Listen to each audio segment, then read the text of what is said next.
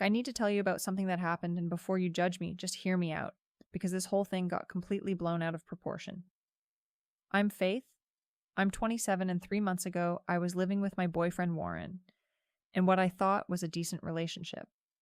Now I'm back at my mom's house wondering how everything went so wrong over one stupid social media post. If you're into drama and messy relationship stories, definitely stick around because this one's wild. And hey, if you don't mind hitting that like and subscribe, it really helps me out. Now let me tell you what really happened. It started on a Sunday afternoon in February.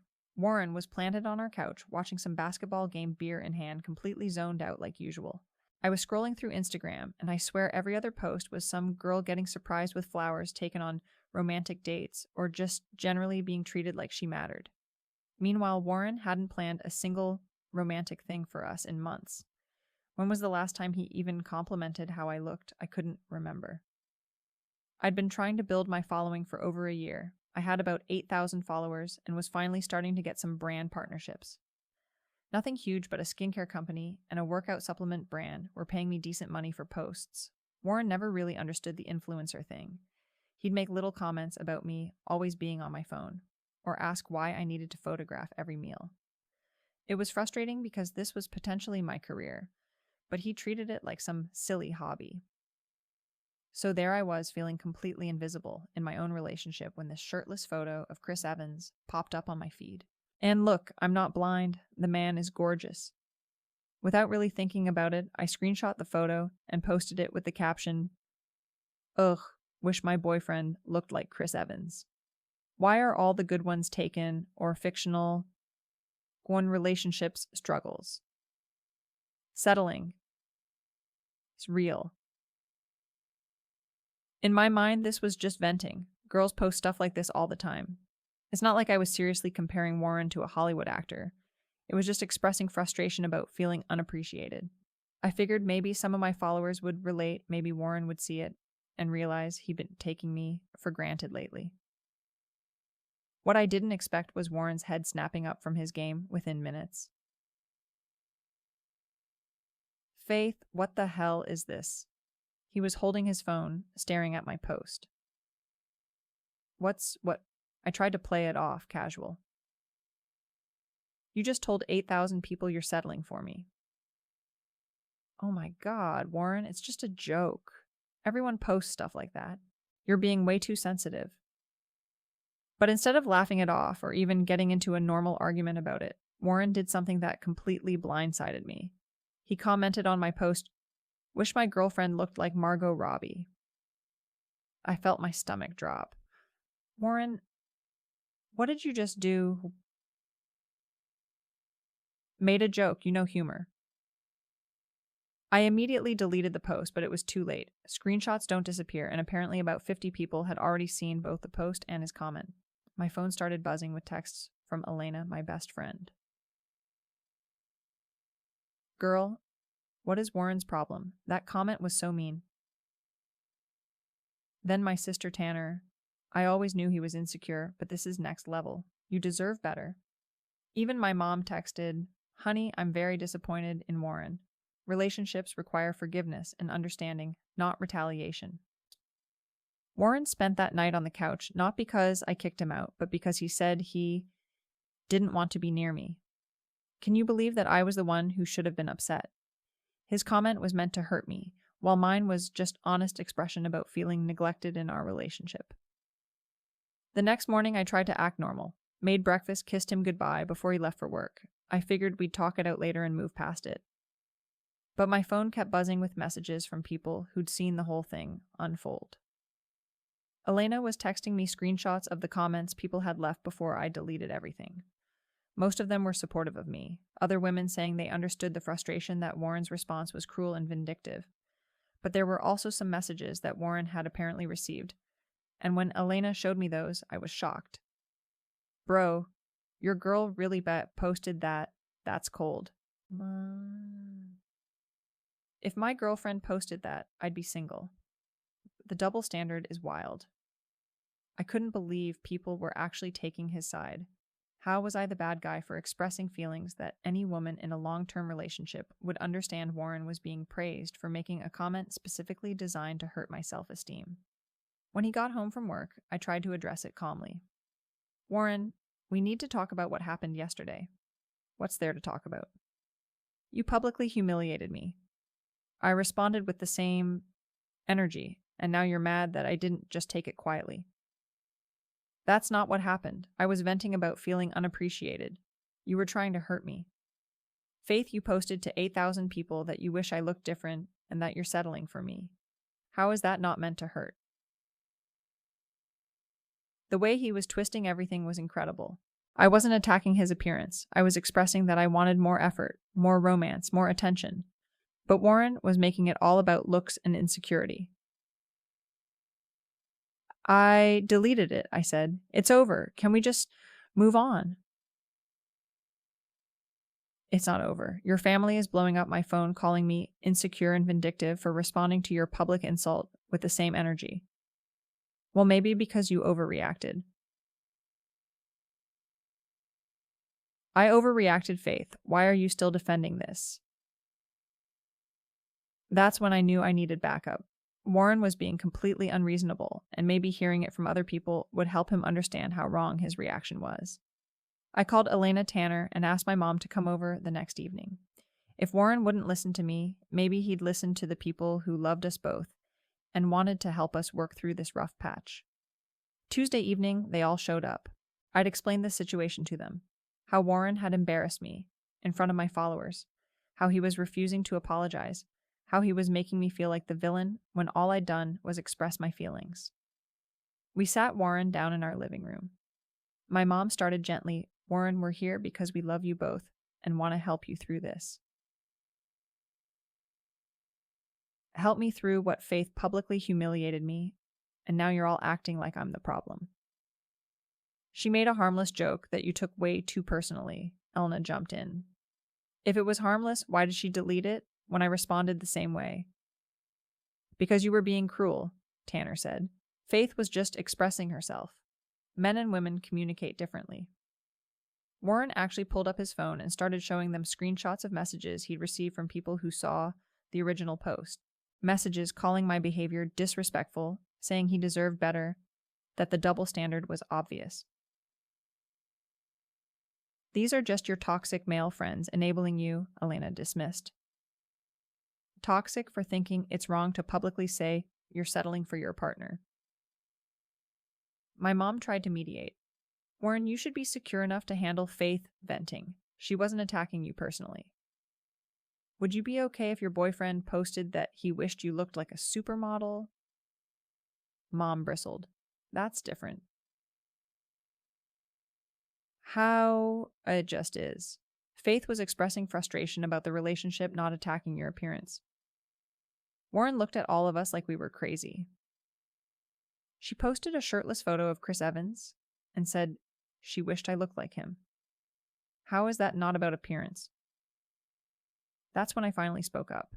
Warren, just apologized so we can move past this. Apologize for what?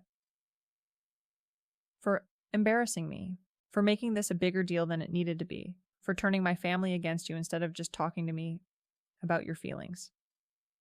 Warren stood up. Everyone needs to leave. Now.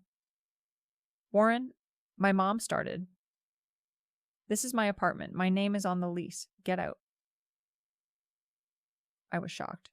You're kicking me out. I'm kicking them out. You can stay if you want to have an actual conversation about why what you did was wrong. But I'm done with this intervention bullshit.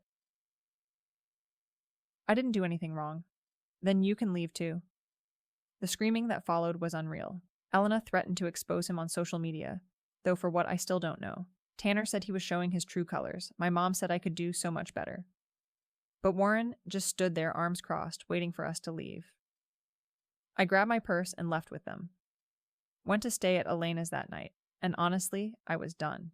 If Warren couldn't see how wrong he was if he was going to choose his pride over our relationship, then maybe we weren't meant to be together. That night I posted on Instagram. When someone shows you who they really are, Believe them. Single life, here I come. Know your worth, ladies. Warren commented within minutes, agreed. That's why I'm done with someone who publicly disrespects me. I blocked him immediately. But Warren wasn't done making my life difficult. The next day while I was at work, he apparently went through our apartment and decided to play games with my stuff.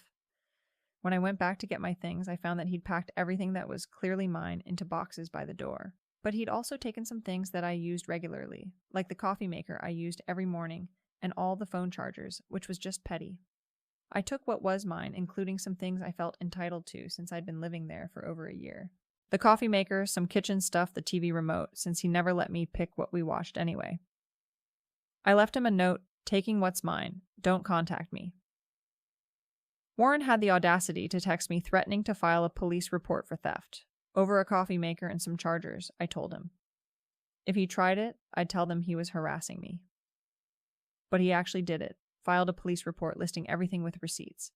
The officer who took my statement tried not to laugh when I explained that my ex-boyfriend was trying to get me arrested over household items we'd shared. Domestic disputes, he said, but if you took things that aren't yours, you should return them. Meanwhile, my mom was calling Warren, trying to talk sense into him, but he wouldn't answer. The voicemail she left ranged from wanting to talk like adults to telling him I always knew he wasn't good enough for me. By Friday, I was done playing double defense. Warren was trying to control the narrative, making me look like some crazy ex-girlfriend who stole his stuff. So I did something that felt completely justified at the time. I made my own Instagram account, my first time ever really putting myself out there like this, and posted a side-by-side comparison. On the left, Warren's original post about Chris Evans and settling. On the right, I found some statistics about emotional abuse and public humiliation in relationships. My caption read, "Interesting how publicly humiliating your partner is. Just a joke, but defending yourself is toxic masculinity. Double standards are wild." I tagged Warren and all his friends who'd been supporting him through this whole mess. The post went mini viral, 2,000 shares in 24 hours. The comments were brutal, mostly supporting me. She belongs to the streets. Fellas, never date someone who disrespects you publicly. The boss audacity of this woman.